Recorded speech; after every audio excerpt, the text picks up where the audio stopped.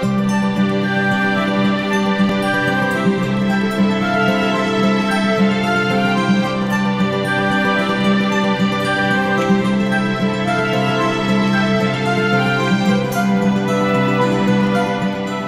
mes amis, cette semaine, on a un très beau texte en introduction.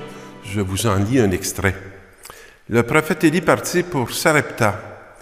Il parvint à l'entrée de la ville. Une veuve ramassait du bois. Il l'appela et lui dit « Veux-tu me puiser avec ta cruche un peu d'eau pour que je boive ?» Elle alla en puiser. Il lui dit encore « Apporte-moi aussi un morceau de pain. » Elle répondit « Je te le jure par la vie du Seigneur ton Dieu, je n'ai pas de pain. J'ai seulement dans une jarre une poignée de farine et un peu d'huile dans un vase. Je ramasse 2 morceaux de bois, je rentre préparer pour moi et pour mon fils ce qui nous reste. Nous mangerons et puis nous mourrons. »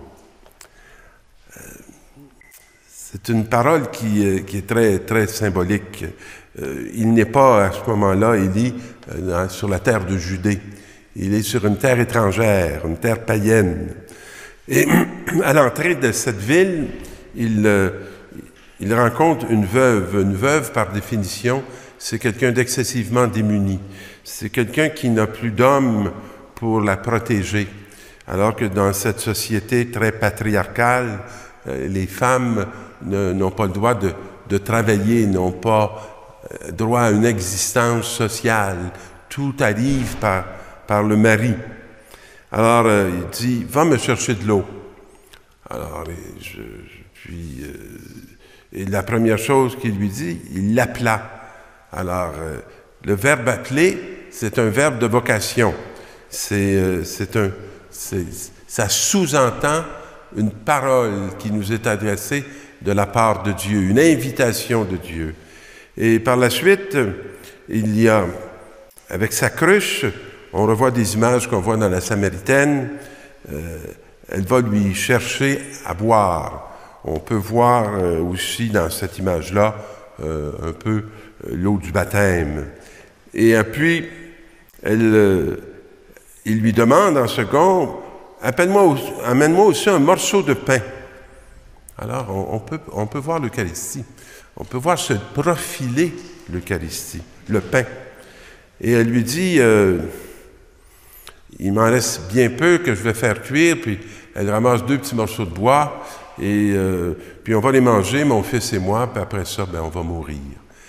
C'est pas dramatique, c'est comme un constat sur une réalité de cette étrangère qui ne peut pas avoir d'autre perspective qu'elle est au bout de ses ressources, et que après ses ressources, sa vie va être tout simplement en danger.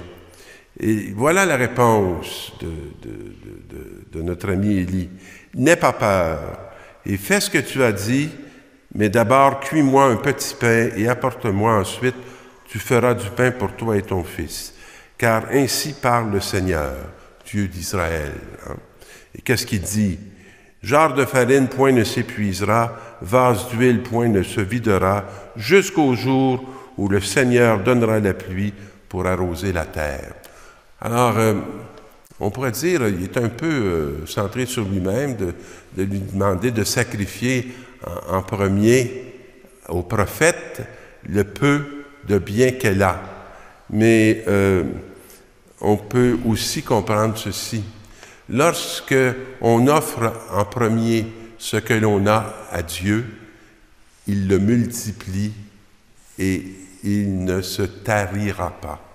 Alors, mettre Dieu premier dans notre vie, c'est mettre l'abondance en premier dans notre vie, parce qu'il est rempli de vie. Et on voit dans ce texte qu'effectivement, ça ne s'épuisera pas. Comme l'Eucharistie ne peut pas s'épuiser, et comme les 2 bouts de bois qu'on nous parle ressemblent à ces 2 bois qu'on voit sur la croix, un à l'horizontale et un au vertical, et la croix de Jésus est une source intarissable de vie nouvelle. Et dans le 2e texte, qui est un texte aux Hébreux, le Christ n'est pas entré dans un sanctuaire construit par des maisons d'hommes qui ne peut être qu'une copie du sanctuaire véritable. Il est entré dans le ciel même.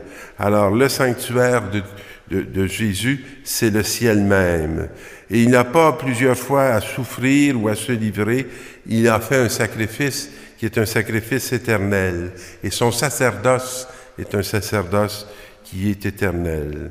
Après s'être offert une seule fois pour enlever le péché de la multitude, apparaîtra une seconde fois, non plus à cause du péché, mais pour le salut de ceux qui l'attendent. Et voilà notre action de grâce, notre Eucharistie, c'est nous qui attendons l'accomplissement de ce salut pour notre vie. Dans l'Évangile, alors c'est la pauvre veuve qui va faire une aumône. Alors Jésus dit, « Méfiez-vous des scribes qui tiennent à sortir en robe solennelle et qui aiment les salutations sur les places publiques, les premiers rangs dans les synagogues et les places d'honneur dans les dîners. » Vous savez, on n'est pas des croyants pour se faire voir. Et on n'est pas invité à se montrer. Notre vocation, c'est de révéler le Seigneur et c'est de faire voir le Seigneur. Alors si on centre tout sur nous, on est à côté de l'annonce du salut.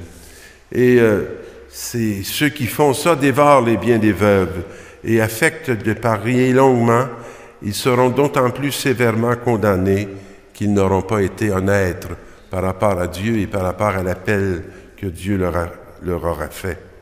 Et alors, il y avait beaucoup de gens riches qui entraient dans le temple et qui mettaient de grosses sommes. Et Jésus va voir cette veuve qui va entrer et déposer 2 piécettes. Et va dire, « Cette pauvre veuve a mis dans le tronc plus que tout le monde, car tous, ils ont pris sur leur superflu, mais elle a pris sur son indigence. » C'est elle qu'elle a donné. C'est sa vie qu'elle a risquée en Dieu, dans une confiance. Et c'est à ça que nous sommes invités. Ce n'est pas les dons en argent pour acheter le Seigneur, mais c'est les dons de soi qui nous amènent à nous déposséder et à risquer tout pour son royaume. Amen. Bonne semaine.